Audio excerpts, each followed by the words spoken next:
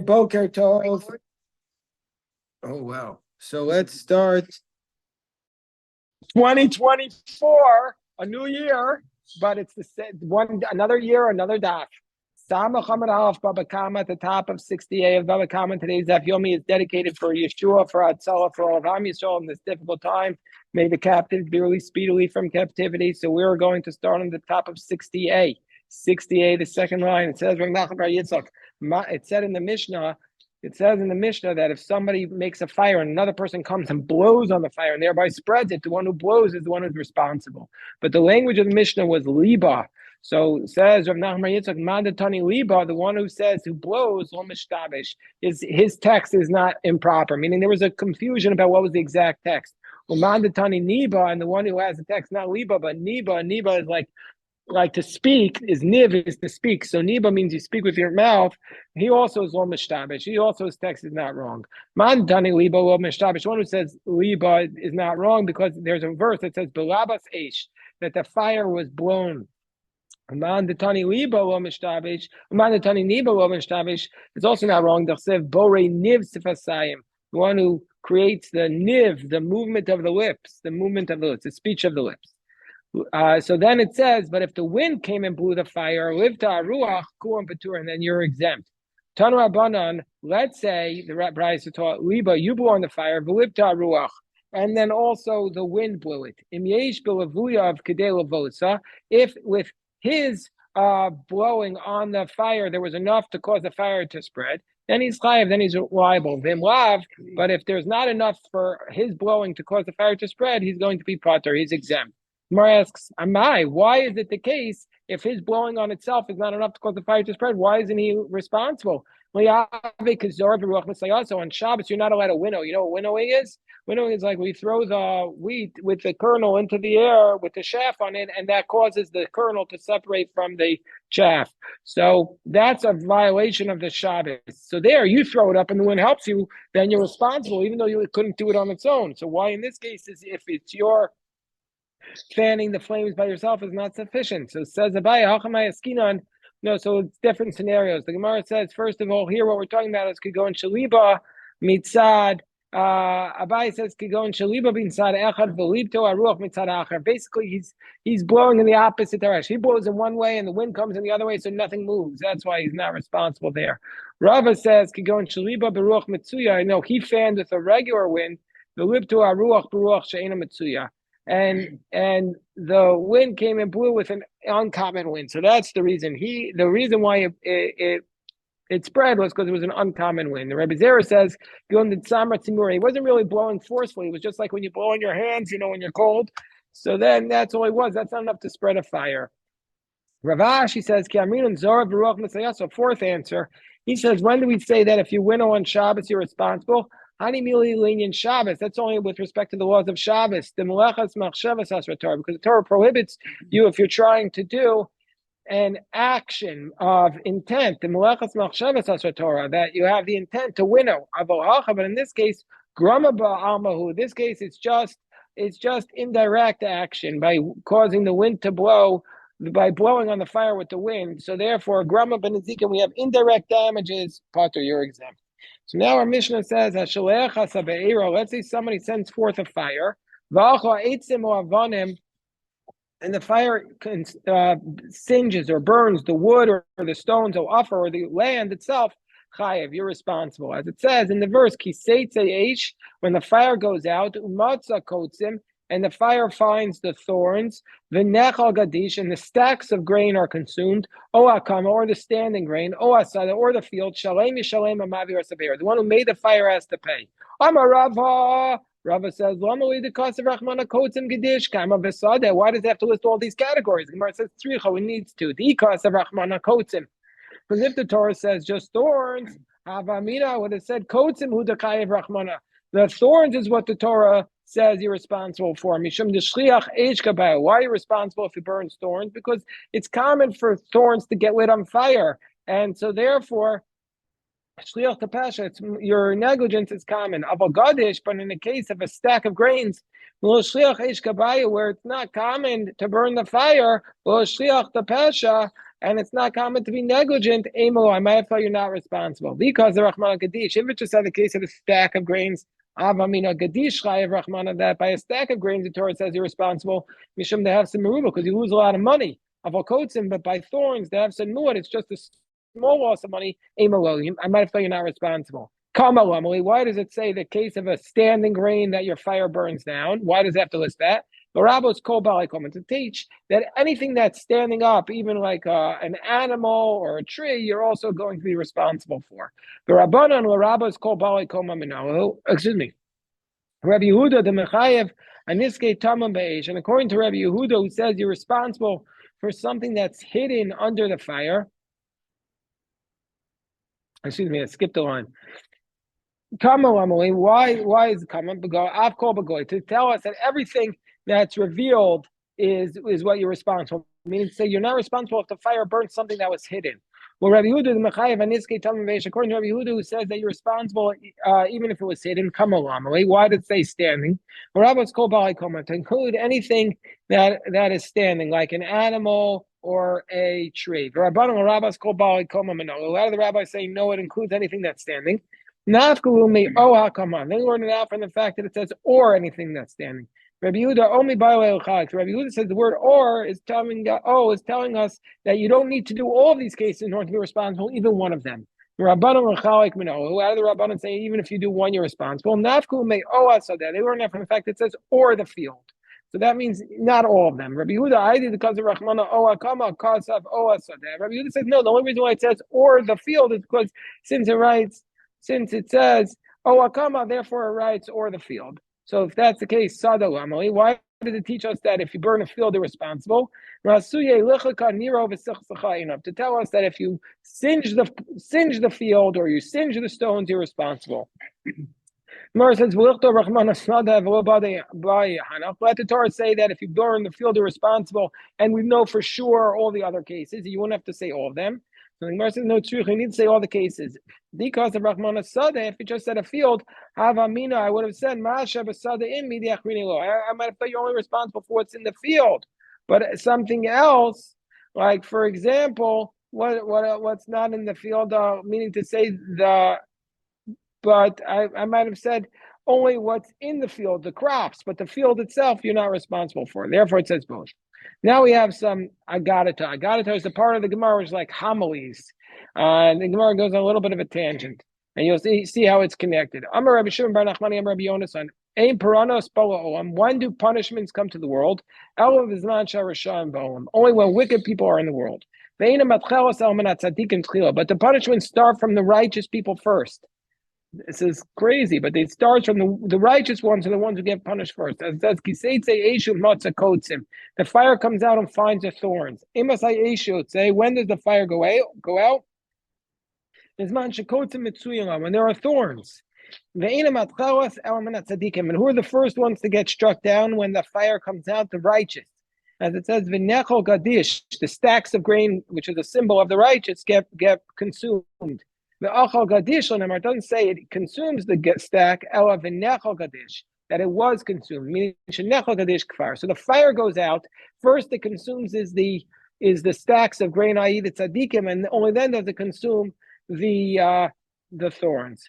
Tani Rav Yosef. So Rav Yosef taught Maidach Sevatem Lo Teitzu Ish Min Pesach Beisoat Boker. Why does it say in the verse by Exodus when Moshe says that the destroyer was going to destroy the Jewish people? It says so nobody's allowed to leave their house until morning, because Kivan Nisan Rishus Lamashlas, once the destroyer, the angel of death, or the destructive forces in the world have permission to do their damage, Eino Mavchem and Tzadikim Morshaim. Once they go out in the world, they don't distinguish between righteous and wicked. You might say, well, why is this person punished? They're righteous. What did they do wrong?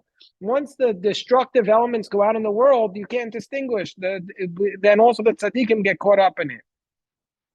That's how the Gemara explaining why bad things happen to good people. Well, not only that, not only that, it's often the case that the tzaddikim are the ones who get taken from us first. As it says, V'kreisi mimcha tzaddik v'rasha. I will separate from you the tzaddik and the rasha. Meaning to say that first God will take away the tzaddikim. Bachi Rav Yosef, kulei nami la'ayin. So he says, so Rav Yosef started to cry. He says, kulei nami la'ayin domin. Meaning to say, well, the tzaddikim, why do they come first? Are they worth nothing? Why are the tzaddikim punished first from God? Abaye says, Tivusu gabayo. No, we're doing them a favor. Why is Hashem doing a favor? So that the tzaddik doesn't have to see all the terrible things that happen in the world. So the tzaddik is taken before the bad things happen. So it's a favor for the tzaddik that they were the first ones to die. Amarav Yehuda Amarav. A person, we have the Gemaras over here, Meir. Oh, they're over there too. So a person should always enter into the world, should always enter into his city, Bekitov. Kitov, Rashi says, Kitov means when it's good, but it's a symbolism, it's a way of saying daytime. Why? Because it says, Vayaro Kimeta, or God saw the light, Kitov. God saw the light and it was good. So therefore, a person should always enter into their city when it is light. And leave at light time. As it says, don't leave your house until morning. Let's say there's Dever Bayir. Let's say there's COVID in the city, pestilence in the city. Stay inside your house. As it says, don't leave your house until morning. And it says, Lech Ami. And it says in the verse in Isaiah, go my people, come into your room, close your doors behind you. And it says that the sword is doing its damage outside, and inside the room there's fear. Why do we need both verses? If he might have said, okay, at night go into your room, I will be a mama, but at daytime go out. There's the verse, go into your rooms and shut the door. Maybe there's no fear inside. But what you're afraid inside, you should at least go outside. I might think, okay, I'm all in my house, is no fun. Let me go outside and I'll sit with the people. That's better. We have to have lockdowns. Keep everybody inside their rooms. Even though the insides are fear, outside is the sword.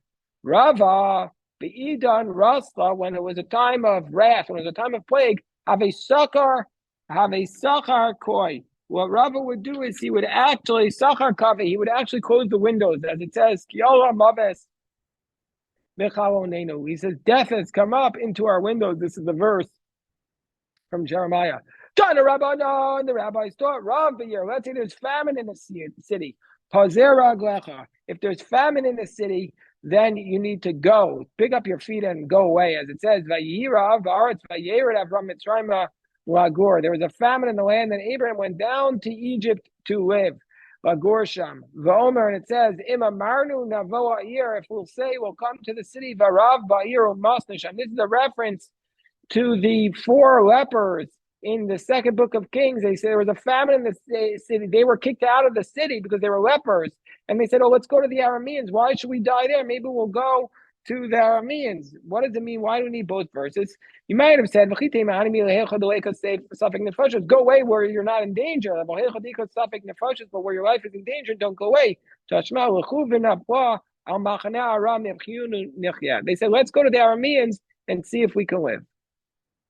Tan Rabbanon, Dever Bayir. Let's say there's a plague in the city. Al Yalech Adam when it's a time of a plague, meaning to say when things are tough, don't go down the middle path.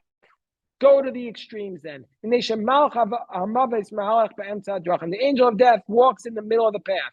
The kivin the Avile Reshusa Misagi la day. Because once the angel of death has permission to do his damage, he'll attack everyone. But Shalom Ba'ir, but when there's peace in the city, don't walk on the sides of the roads. The kivin delay slaver Shusa, because since he has no permission, the angel of death is hiding and attacking people on the corners. Tana Rabbanon, Dever Ba'ir, if there's a plague in the city,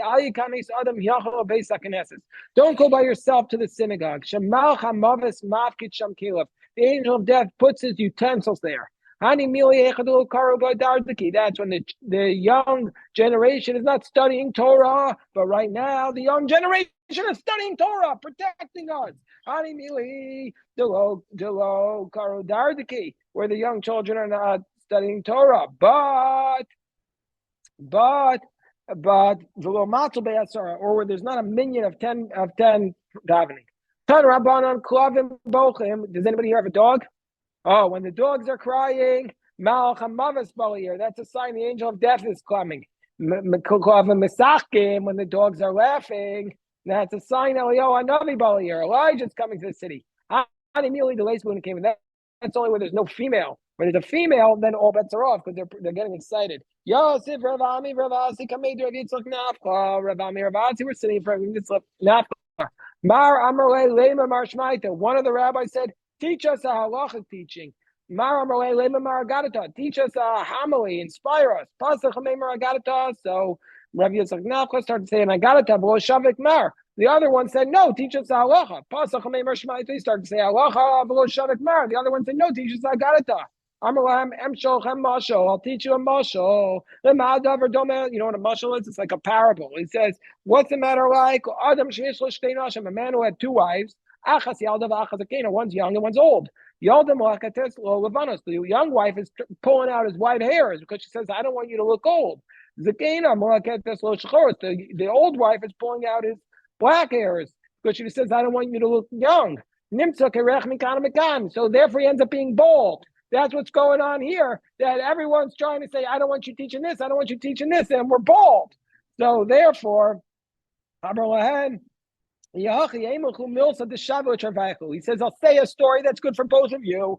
I'll say a teaching that's good for both. When the fire goes out, what does that mean? And it finds the thorns. The fire goes forth on its own. The one who lit the fire has to pay. Amar HaKadosh Baruch Hu, Alai l'shalem es habeir she'avarti. Ani ha'atziti eish b'tzion. God says, it's my fault when the damage is coming to you. I caused the fire in Zion. As it says, Vayotzer eish b'tzion. Fire went forth in Zion, v'atocho yisodosan, and consumed its foundations. V'ani ha'sid l'vnosa ba'eish. I will build a temple with fire, as it says, V'ani ha'yeh la'chomas eish saviv. I will build the walls of fire. This teaches us that the Beis HaMikdash and the walls of Jerusalem are going to be built out of fire. They're going to be built out of fire. That's what it's teaching us. Shemaitata, what's halacha teaching? Pasach HaKasav b'niskim Mono. The Torah starts by talking about the damages of his money, v'sim b'niske gufo, and concludes with the damages of his body. U'marocha isho mishum chetzav, that the fire has the status of his arrows. This fire has the status of his arrows. Okay, so now we're up to the next thing. David desired water. David went into battle and he said, who's going to draw for me water from the well of Beis Lechem Asher Bashar? That was in the gate. And 3 mighty people of his warriors went down to the camp of the Plishtians, and they drew forth water from the well of Bethlehem. The rabbis understand when he asks for water, it doesn't mean actual water, because why would David need to have why does the verse have to talk to us about David getting water? So it means he wants something else. He wants Torah. Water is a reference to Torah. So that's what it means. So what does the Talmud tell us here? Says the Talmud, Amar Rav Nachman, Tama Ba'esh Kama Ba'alei. David had a question. Let's say there's a fire goes out and it burns something that was buried under the stacks of grain. That was his question. Ik Rabbi Yehuda, do we pass like Rabbi Yehuda that you're responsible for something buried under and when the fire goes out, or Ik Rabbanan, or are you not responsible? Upashtule, my the pashtule, and they answered him what they answered him. Rav Huna Amar, no, he had a different question. Kedishim disaorim di Yisrael havu. He was talking about a case where it's the following. The stacks of barley, this is unfortunately relevant, the stacks of barley were owned by the Jews, but the Philistines were hiding in the Jewish-owned barley stacks. Becoming by away, and he asked the following question. Are you allowed to save yourself by stealing your friend's money? Can I steal your car to save myself and run away from the robber? Is that allowed? So, you're not allowed to save yourself by stealing your friend's money. We don't pass like that, by the way. We rule you can save yourself, but you have to pay back. But they said to him, you can't save yourself with your friend's money. But you're the king.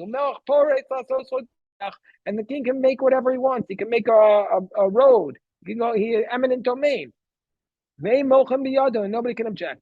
Rabbanani Tema Rabba Bar Mari Amru Gedishim Nisoran Yisrael Avu. No, the barley stacks were owned by the Jews. The Gedishim the Adashim the Plishtim, and the stacks of lentils were owned by the Philistines. Lentils are worth more than barley. Kami Bayalu, when they answered the following question, Ma'u told Gedishim shall Soran Yisrael L'Telach Nei Ben Maso. Can I take the Jewish-owned barley stacks, put it in front of my animal, and then pay for it from the Philistines' stacks? Shochue, so they responded to him, Chavol Yashiv Rasha Gazela Yishalim. That it says in the verse, in Yechezkel, the one who does distraction, and then he returns it. Yashiv Rasha Gazelu Yishalem, meaning to say he's doing theft. He's doing theft. That even though he's returning it, it's still going to be considered. It's still going to be considered theft. Even though he pays it back, it's theft. You're a king. What can we do? So Bishal Amar makes sense according to the third approach that says that David wanted to switch the lentils for the barley. That makes sense. When the Tanakh tells the story twice, it says it once in Book of Shmuel, and then a second time in Divrei Hayamim. And when it says in Divrei Hayamim, it switches it from lentils to barley. That's why it says in Shmuel, it says in the Book of Shmuel, it was lentils. And then in Divrei Hayamim, it says barley, because David paid back with lentils. But according to the approach that says he wanted to burn the crops, and that the Philistines were hiding there, why do we have two different verses?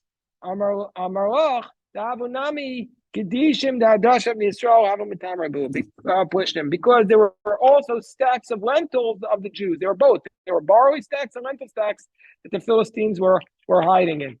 So then the Gemara says, okay, we have to go on and on and on, but we can't go on and on and on now, so we'll stop here. God willing, we'll pick this up. God willing, tonight and tomorrow, and we'll do this, and we'll keep going with